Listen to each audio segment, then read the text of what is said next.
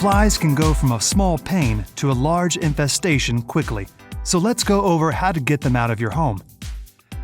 First, let's find out how to identify flies and why you have them in the first place.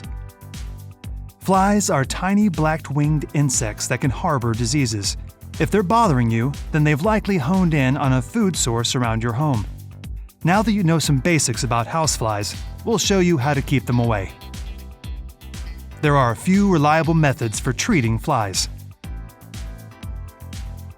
Fly catchers are simple to use and non-toxic, but can emit an unpleasant smell and be visually unappealing.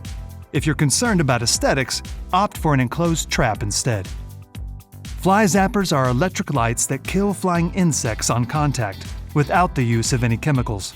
All you have to do is set it up and watch as it lures flies in and zaps them away.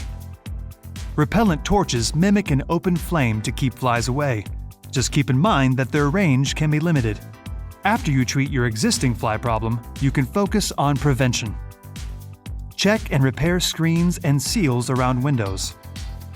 Wipe up spills and clean trash cans regularly, and store food in the fridge or airtight containers. Remove dead leaves from your yard and place compost piles at least 20 feet from your house.